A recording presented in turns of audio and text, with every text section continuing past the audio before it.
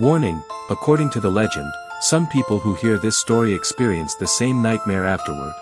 Whether it's true or not, is up to you to decide. I was having a dream. Ever since I was young, there were times when I became aware that I was dreaming while still inside the dream. This was one of those times. For some reason, I found myself alone at a dimly lit, deserted train station. I remember thinking what a gloomy dream it was. Then, without warning, an announcement echoed through the station. The voice sounded lifeless, as if all emotion had been drained from it. A train will be arriving shortly. If you board it, something terrifying will happen to you. The message made no sense. A moment later, a train entered the station. Calling it a train wasn't quite accurate. It looked more like the monkey trains you see at amusement parks. Several pale-faced men and women sat in a single row, staring blankly ahead. Even though I knew this dream was strange, I became curious. I wanted to see how much fear my own mind could create. So I decided to board the train.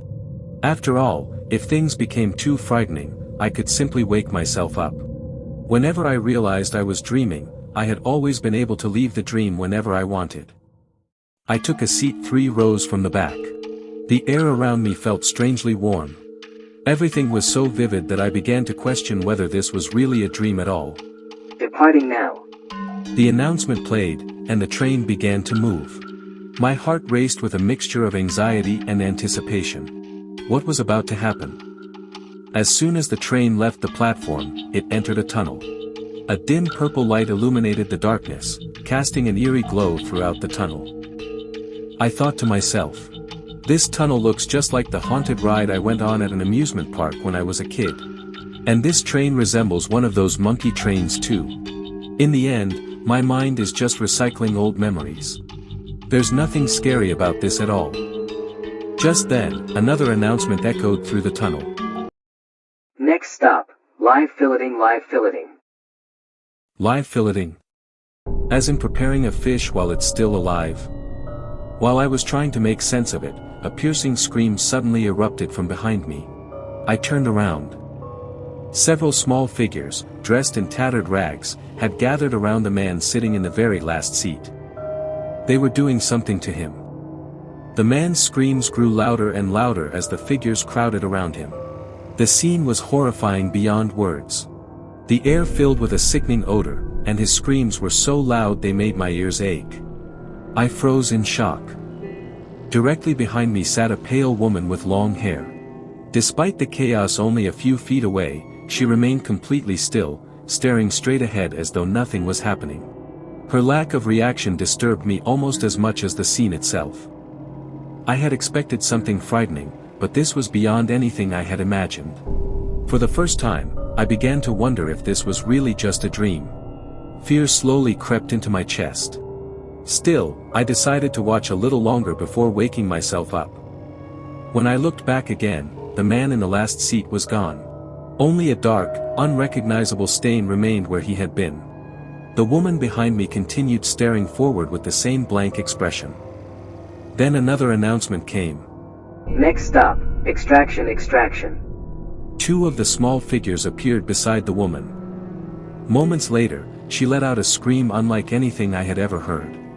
The expressionless face she had worn until then twisted into one of unimaginable agony. Her shriek exploded through the tunnel, so loud it felt as though my eardrums might burst. The smell in the air became unbearable. Terrified, I hunched forward in my seat and stared ahead. I had seen enough. There was no reason to stay any longer. And judging by the order of the seats, I realized something even worse. I was next. I prepared to wake myself up. But before leaving the dream, I found myself wondering what announcement would be made for me. I decided I would listen to it first, then escape. The announcement came almost immediately. Next stop, ground meat, ground meat. My heart sank. The meaning was obvious. I focused all my concentration on waking up. Wake up, wake up, wake up. Whenever I became aware I was dreaming, this had always worked. Then I heard it. A mechanical whirring sound. One of the small figures climbed onto my lap and brought some kind of machine toward me. I didn't know exactly what it was. But I was terrified of finding out. I squeezed my eyes shut and repeated the words in my mind. Wake up! Wake up! Wake up! The whirring grew louder. Closer. I could feel the pressure of air against my face. Just as I became certain it was over, everything suddenly went quiet. Somehow, I managed to escape the nightmare. My entire body was drenched in sweat, and tears were streaming down my face. I stumbled out of bed and went to the kitchen. After drinking glass after glass of water, I finally began to calm down. The dream had felt horrifyingly real, but I kept telling myself the same thing. It was only a dream. The next day, I told all of my friends about it at school. They laughed and thought it was an entertaining story. After all, it was just a dream. 4 years passed. By then, I was in college. The memory of that nightmare had long faded away as I focused on classes and part-time jobs. Then one night, it happened again. Without warning, I heard the announcement. Next stop, extraction. I recognized it instantly. That dream. I was back on the train. Just as before, the two small figures were standing beside the pale woman. And just as before, her screams echoed through the tunnel. Panic hit me immediately. Wake up, wake up, wake up. I repeated the words over and over. But this time, it wasn't working. Wake up, wake up, wake up. No matter how hard I tried, I couldn't escape. Then the announcement came. Next stop, ground meat. My blood ran cold. The mechanical whirring sound began approaching once again. Closer. Closer. Wake up. Wake up. Wake up, please wake up. Then suddenly. Silence. Relief washed over me. I made it. Just as I began to open my eyes, I heard the voice. Clear as day. Not distant. Not fading. Right beside me. Running away again. Next time you come here, it'll be the end for you. It was the same announcer. The same emotionless voice. I opened my eyes. I was in my room. Fully awake. There was no train. No tunnel. No dream. But the voice I had just heard. That wasn't part of the dream. I heard it after I woke up. I know I did. To this day, I still don't understand why any of this happened to me. Since then, I have never seen that dream again. But if I ever do, I believe it will be the last time. Perhaps, in this world, my death would be explained as a heart attack. But in that other place, my destination is still waiting. Ground meat.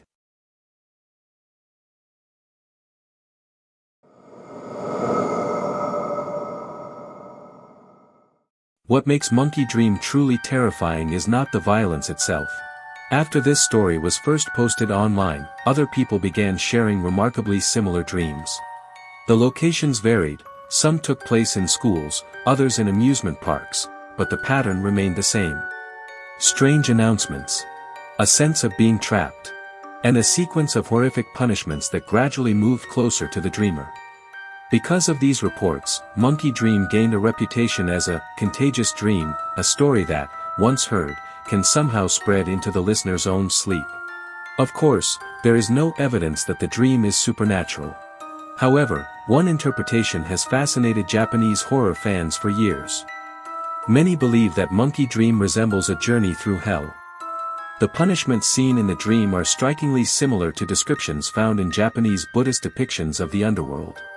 Victims are cut apart, dismembered, and subjected to endless suffering while strange creatures carry out the punishments without mercy. To Japanese audiences, these scenes evoke the image of demons tormenting sinners in hell. The train itself may also symbolize something more than transportation. Unlike an ordinary train, it never seems to reach a destination. Instead, it moves endlessly from one punishment to the next. There is no escape, no safe station, and no final arrival. In that sense, the train resembles an eternal cycle of suffering, a prison designed to continue forever. Perhaps the most important detail is that none of this would have happened if the narrator had simply ignored the train. He boarded it out of curiosity. He wanted to see how frightening the dream could become. And from that moment on, something followed him. Many urban legends begin the same way, with a single choice that should never have been made. So if you ever find yourself standing alone at a strange station, and a voice warns you not to board the train, you may want to listen. If you enjoyed Japanese horror stories like this, consider subscribing. And if this story gave you chills, leave a like.